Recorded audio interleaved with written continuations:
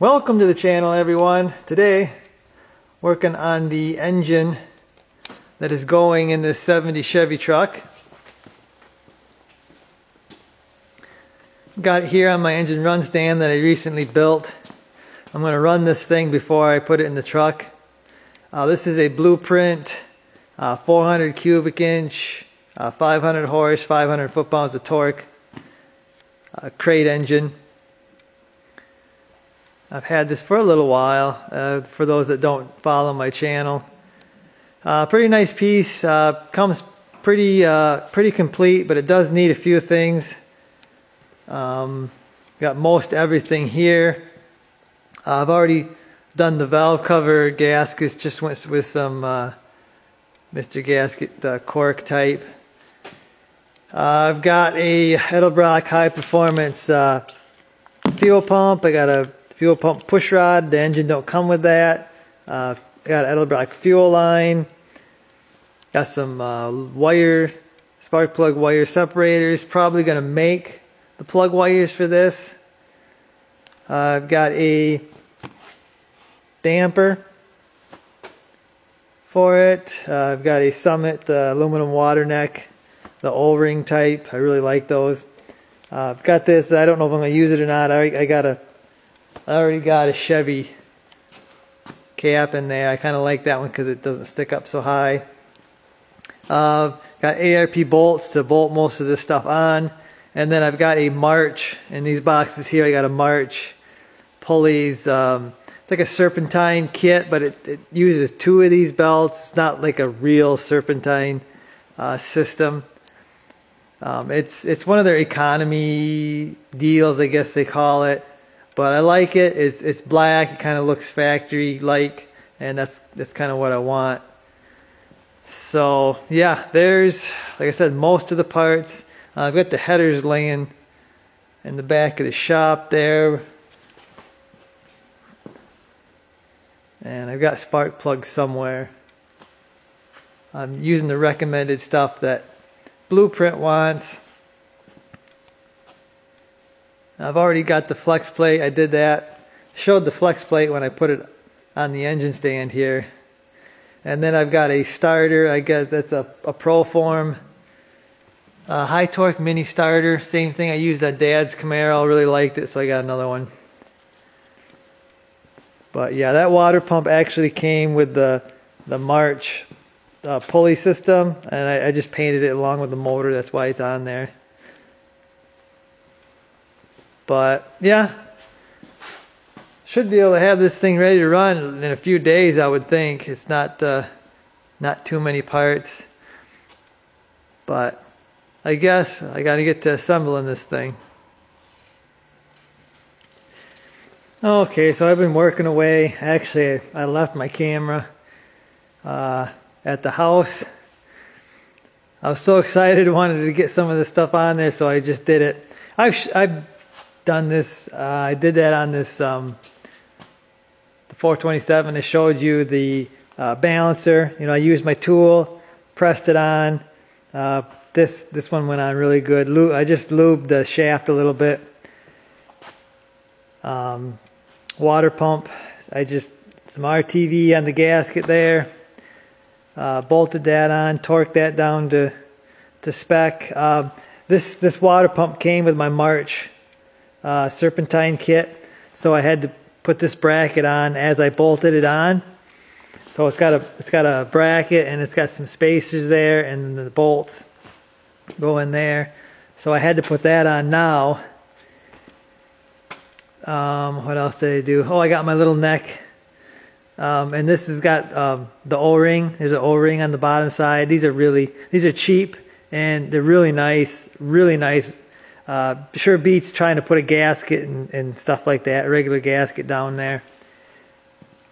Got my fuel pump in there. I put my push rod, the fuel pump push rod in there.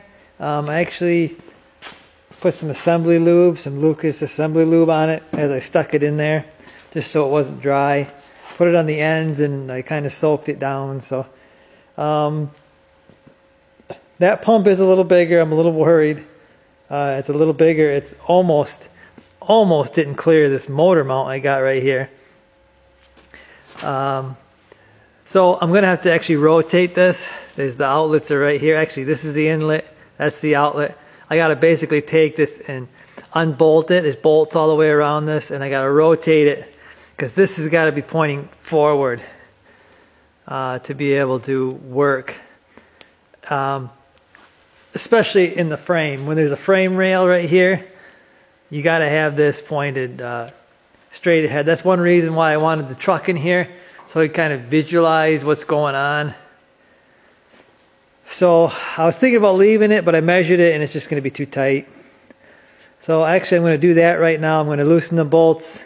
I'm going to rotate it, try to get it back on. There's a procedure to do that. You got to take it off and you put it where you want it, but before you install it back up in there, you got to have the push rod pressed down. That's just to pre-stretch the diaphragm in there, I guess, so you don't wear it out and have you won't have good flow or something sometimes. So I'll have to figure that out. I gotta pull it off and look under there. Hopefully you can see it when it gets depressed. Another thing is there's a heavy spring, they say, under there.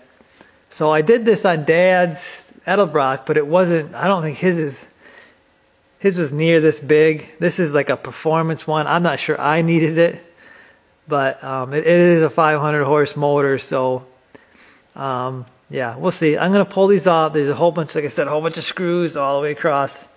I'm gonna pull them out.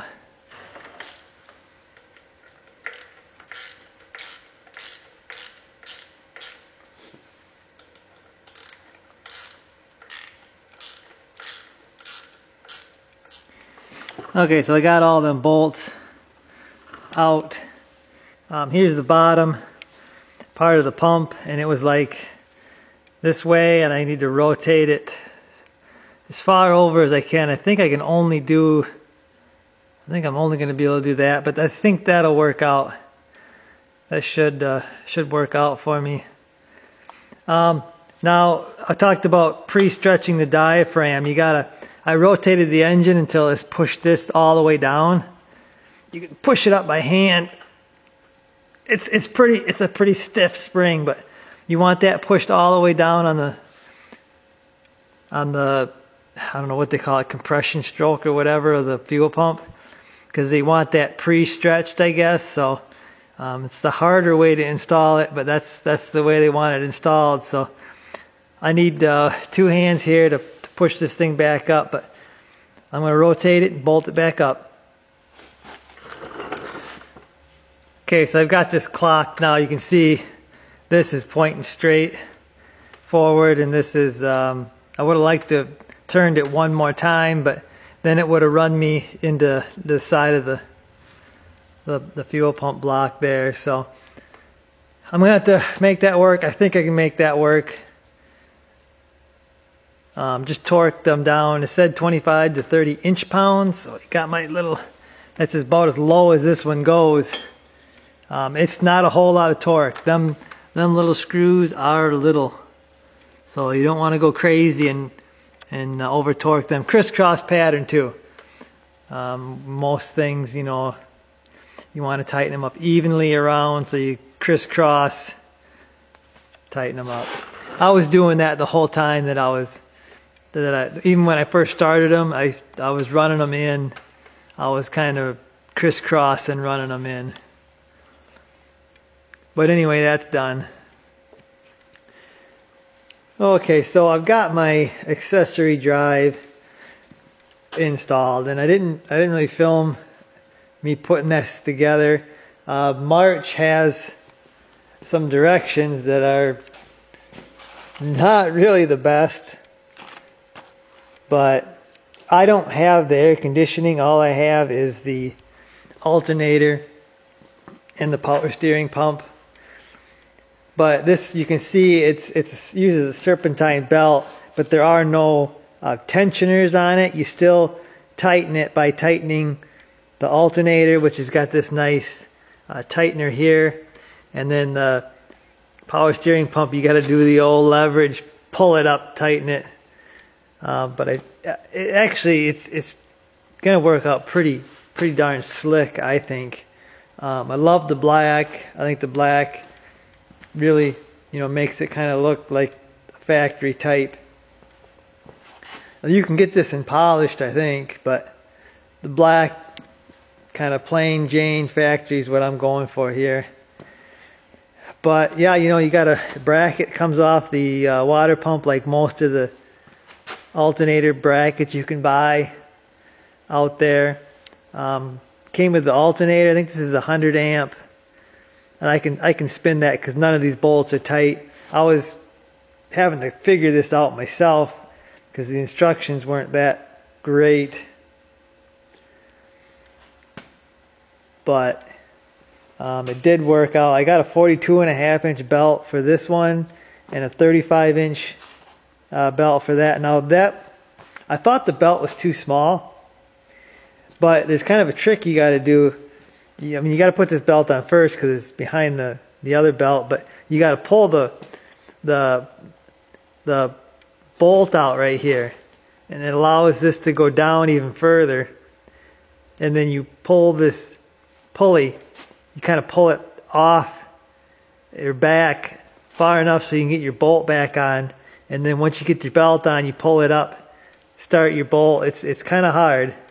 It's not the easiest. If you have huge fingers, you probably wouldn't be able to do it. But yeah, that's that. So I got a new power steering pump.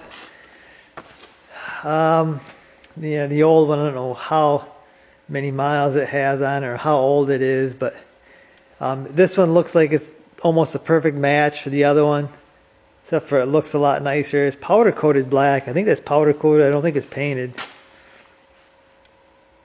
So I think all my factory hoses, it looks very similar.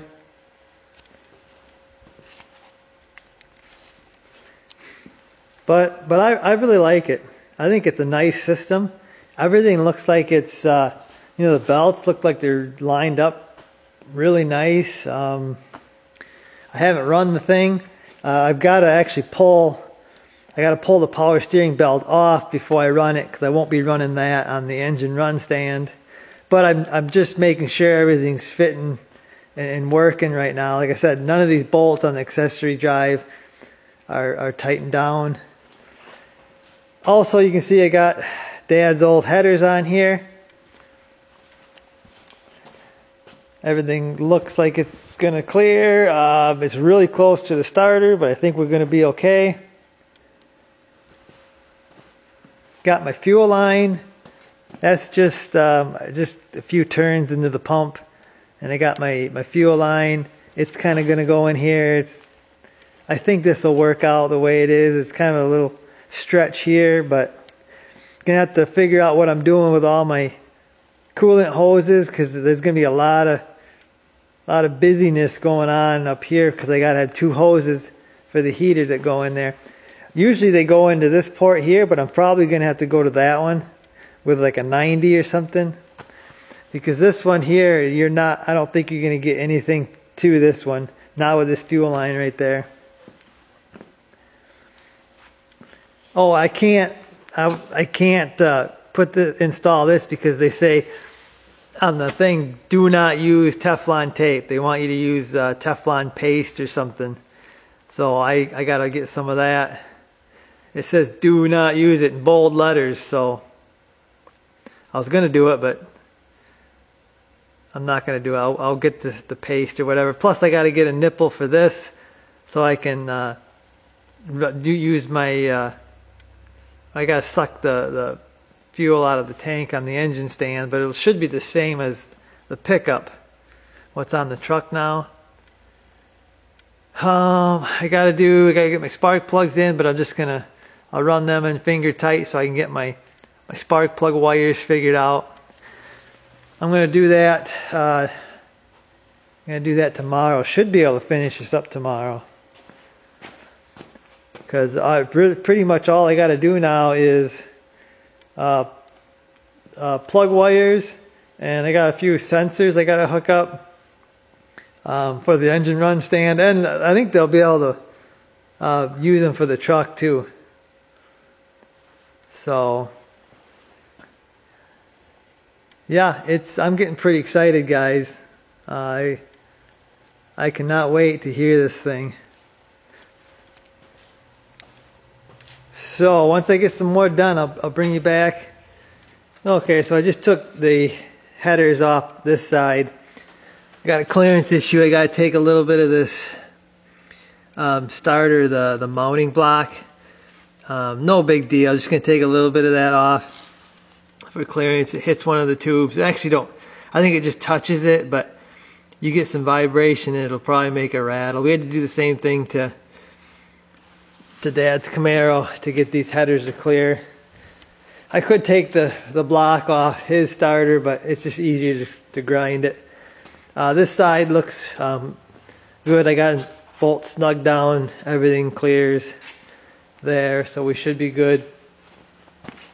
Probably install my temperature sender in the head here before I reinstall the headers. It'll just be easier. Okay, so there's my modification. You can barely tell I even did anything. And then I got my temperature sensor right here. This is a Stewart Warner. I don't like. I thought I ordered a different one, but apparently I didn't. I don't like the way they do that. They have they have an adapter that goes in there, and I wish you gotta screw the sensor and the adapter in together, and I don't like that. I wish they had a separate adapter deal, but they don't. And like I said, I thought I changed that, but it's gonna be hard to get this out if I ever gotta change it. So yeah, not really what I wanted to do, but that's what I got right now. Okay, so I'm getting my plug wires made and routed. I'm making my own this time, and highly recommend you give that a try at least once. I know it sounds complicated, but it's not that bad. They usually have instructions and stuff, and actually the one kit I bought, forget who that was from, but they actually sent like a little wrench or a pliers and everything to do it. So okay, so you're gonna need a spark plug pliers to crimp your plugs. So you're gonna need some tools to do this. You want to get yourself prepared. You don't want to just buy a kit and then you're gonna just be mad at me. But it's kind of rewarding to make your own plugs and make them look nice, and even you can say you made them. So not many people are making their own plug wires. But yeah, I've got these separators or the wire, I don't know what they call them, spark plug wire separators or whatever. I got them on there. They fit good. I was a little worried over here with the dipstick. I did have to pull the dipstick back a teeny tiny bit for it to clear, but it does clear that. But yeah, I've got them all made except for my last one, number 8 here. The way I do it, I stick it on there. I got the spark plug in there, just stick it on there, kind of route it where I want to. Then I cut it to length with my cutters. You want some nice cutters to cut these. Once you get it cut to length, you want to cut yourself off, or you got to cut the insulation off your core. And they say about a 1/2 inch or so. This is what they want right here. This is a factory one. So I usually cut the insulation with a razor. Now you got to be real careful when you do that, because you don't want to get in there and cut that wire. You don't want to nick this with the razor. I usually cut it so deep, and then once you cut it so deep, you can just rip it off. It'll just pull off. But they do have pliers and cutters that cut that without damaging it if you want to go that deep into it. Okay, so you got your deal, your 1/2 inch of wire. Then you take your end, you fold it over like so. I don't know how much of this I'm going to get in the camera here, but then I gotta squeeze this a little bit so to start it. Then I use that crimper. It's got a special shape to it, and you squeeze it.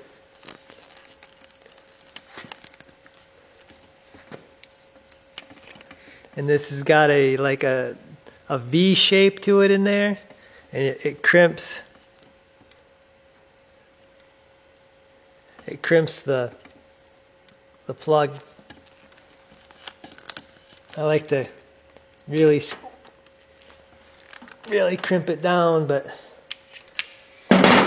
now that you got that made, you've got to put an end on there.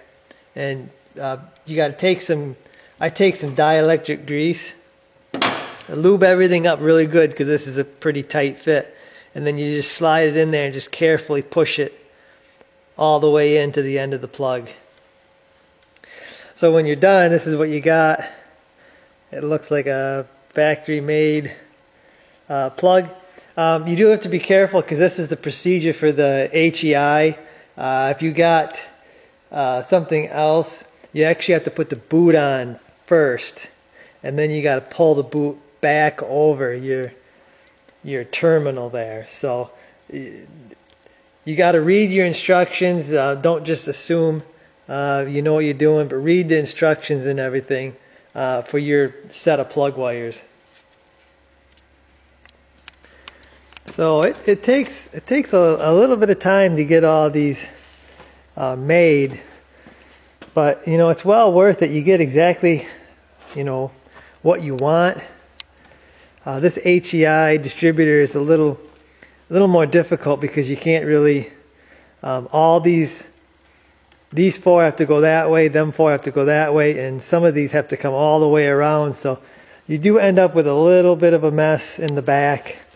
It don't matter. It's, you know, way in the back of the engine in bay, and you can't do anything about it. It's just the way it is. I would suggest you have the headers you're going to use or exhaust manifolds you're going to use, because you need to know, you know, where are they going? Are they going this way? Are they going that way? And then another thing is you want to get your engine on you know, top dead center. You want to find your number 1 on your distributor, and you want to get that set, you know, where, you know, close to where it's going to be, because again, you know, wherever this thing is rotated is, you know, going to determine how long and stuff your wires are. So you want to make sure everything is pretty much the way it's going to be. You know, when you're done with your engine. So yeah, you can't do this before you get your headers, because that really ain't going to help you out. You're probably going to mess up. So you got to have everything done before you make your wires. So one more tip you got to watch out for is when you get these spark plug wire separators or organizers, whatever, you got to make sure you get the right size, because these are 8mm wires. You know, they have 8.5, 8.6, 9. I mean, they have some huge wires, so you got to be careful. You know, you're getting the right separators and stuff like that. You know, for your size wires. Now, on this engine, I got the Morosos. These are 8.65 or something like that, and I actually had to drill out these separators to get that big of a wire to fit. I didn't actually make these on this 427, but they did turn out pretty nice. It's a little nicer in the back here because this is not the HEI distributor. It's got a separate coil, so that's kind of nicer. You can see how you can run some of these straight this way instead of having 4 this way and 4 that way. So that kind of a distributor helps if you want something really, really clean. Okay, so I just put in my inlet for the fuel pump, and I just put my outlet, which is a 3/8 NPT to a -6 AN fitting, so I can use my Edelbrock hose. And they said do not use Teflon tape, so I went and got some of this.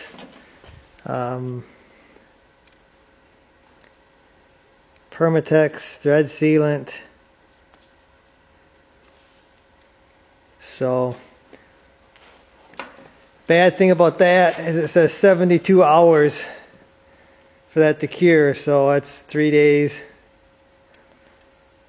So that's kind of a disappointment because I'm really close to getting this thing fired up. I removed the power steering belt, tightened up my accessory drive, got this belt on, got it tight, got my heater hose fitting here on. I got a plug on it because I don't need that for the engine run stand. Tightened up my fuel line all tight.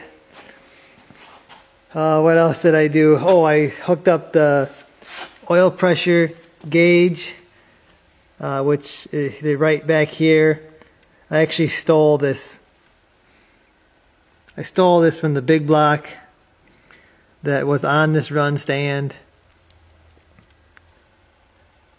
But that comes with the oil pressure install kit. It's just the hose here, and it's got a fitting. So I believe you can take oil pressure down here too if you want, but that seems simpler up there, and I had the fitting.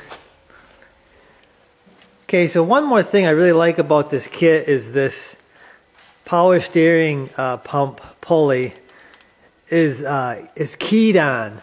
So a lot of the older pumps, you got to take a tool and you got to press the pulley on and off, but this one has a keyway, and it just goes on there, and then you got a nut, which is something I really like, because having to press those pulleys on, you know, that's not real fun. So that's a really nice feature of this kit. So I'm pretty much ready to run here. I think I'm gonna end the video, and I'll start the next one of actually getting this thing. There's a few things you got to do, a few things Blueprint wants you to do before you fire it up. So we'll go through that, and then we'll fire this thing up on the next video. But it's pretty much there. I got to flip my radiator back, get the hoses hooked up and stuff like that. I need coolant, I need oil. But I got to wait 3 days. So I guess that's going to do it for this one, guys. Hopefully you enjoyed the video. I cannot wait to hear this thing run. I'll see you guys.